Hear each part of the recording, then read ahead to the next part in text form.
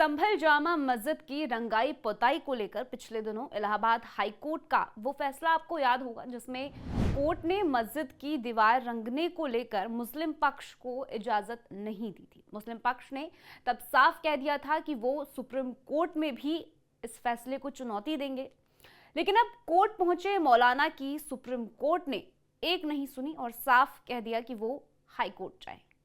ऐसे में सवाल उठता है कि आखिर बार बार एएसआई के इनकार करने के बाद भी मुस्लिम पक्ष विवादित ढांचे की रंगाई क्यों करना चाहता है? क्या इसके पीछे मुस्लिम कमेटी का वो मकसद है? क्या मकसद है? क्या मुस्लिम पक्ष सबूतों से छेड़छाड़ करना चाहता है? आखिर मस्जिद से जुड़े लोग इतने बेचैन क्यों हैं? तमाम सवाल है, सवालों का जवाब देंगे, लेकिन उससे पहले आयोन भारत को सब्सक्राइब कर लीजिए। स्वागत है आपका, मेरा नाम तान्या तिवारी। उत्तर प्रदेश की संभल की जामा मस्जिद को लेकर सुप्रीम कोर्ट ने क्या कहा, सबसे पहले आपको वो बताते हैं। दरअसल शाही जामा मस्जिद के बाहरी हिस्से पर रंगाई पोताई के इलाहाबाद हाई कोर्ट के आदेश के खिलाफ याचिका लेकर मौलाना सुप्रीम कोर्ट पहुंचे थे। याचिका लगाकर कहा गया था कि हाई कोर्ट का आदेश भ्रमित करने वाला है। सुप्रीम कोर्ट ने पहले मौलाना की पूरी बात सुनी, उसके बाद सीजीआई ने साफ कह दिया कि अगर ये आदेश भ्रमित करने वाला है तो अपनी कंफ्यूजन दूर करने के लिए हाई कोर्ट के पास जाओ और स्थिति को स्पष्ट करो।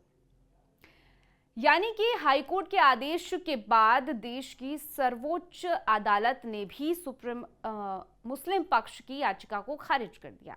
यानी मस्जिद कमेटी जो जिद पकड़कर बैठी हुई है कि मस्जिद में उन्हें रंगाई पोताई करनी ही है, एएसआई ये कह रहा है कि मस्जिद की जांच हो रही है। ऐसे में विवादित ढांचे से छेड़छाड़ करना ठीक नहीं है, सबूत मिट सकते हैं। बावजूद इसके मस्जिद कमेटी पहले जिला कोर्ट गई, वहां से जब उनकी मांग को नहीं माना गया तो हाई कोर्ट भी पहुंच गई और इसके बाद अब सुप्रीम कोर्ट ने भी उनकी मांग को खारिज कर दिया। हालांकि ऐसा नहीं है कि मस्जिद कमेटी की किसी भी मांग को नहीं माना गया है।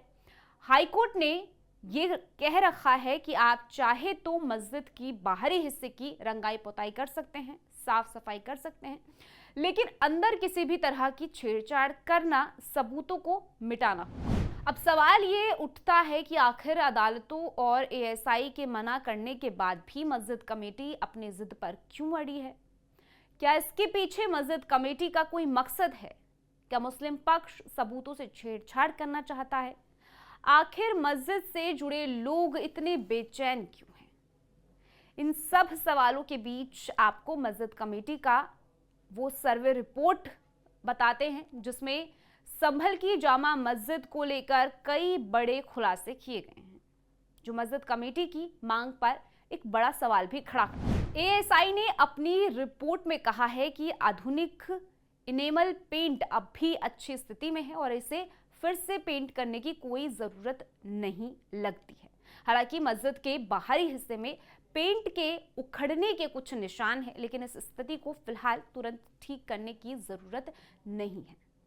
रिपोर्ट के मुताबिक पूरा स्मारक यानी कि संभल मस्जिद अच्छी स्थिति में है। हालांकि एंट्री गेट पर, नमाज हॉल के पीछे और उत्तरी हिस्से में कुछ जगह पेंट हटने के निशान दिखते हैं। एएसआई रिपोर्ट में इस बात का भी जिक्र किया गया है कि पहले मस्जिद में रिपेयर और रेनोवेशन के काम किए गए थे, जिसमें कि मस्जिद के फर्श को पूरी तरह से टाइलों और पत्थरों से बदल दिया गया। इसके अलावा मस्जिद के अंदरूनी हिस्से को सुनहरे, लाल, हरे और पीले रंगों के इनेमल पेंट की मोटी परतों से रंगा गया है, जो कि स्मारक की मूल सतह को छिपाता है। यानी रिपोर्ट ये साफ साफ कहती है कि मस्जिद में अभी सही स्थिति है और किसी भी तरह की रंगाई पोताई की जरूरत नहीं है। लेकिन इसके बाद भी मस्जिद कमेटी क्यों इसकी मांग कर रही है, इसके पीछे क्या मंशा है, ये जानना जरूरी है। लेकिन मस्जिद को लेकर जो दावे किए गए हैं उसके बिहाफ पर जांच जारी हो और जो सच है वो जल्द ही सामने आ जाए। अब एक तरफ संभल की शाही मस्जिद को लेकर विवाद है, तो वहीं वक्फ बिल पर भी उत्तर प्रदेश के सीएम योगी आदित्यनाथ कोई कोताही बरतना नहीं चाहते हैं। वक्फ बिल को लेकर देश भर में मचे बवाल के बीच योगी ने साफ कह दिया है कि सुधार वक्त की मांग है और राष्ट्र को सर्वोपरि रखना जाएगा। सीएम ने कहा है कि हर अच्छे काम का विरोध होता है, लेकिन जो देश के लिए जरूरी है। योगी पहले ही वक्फ बिल को भूमाफिया बिल कह चुके हैं। ऐसे में देखना होगा कि बीजेपी इस बिल को संसद में किस तरह से पास करवा पाती है। फिलहाल इस रिपोर्ट में इतना ही। पूरी खबर को लेकर अपनी राय कमेंट सेक्शन में जरूर बताइएगा। बाकी देश और दुनिया की ऐसी खबरों के लिए आप जुड़े रहिए आयुन भारत के साथ।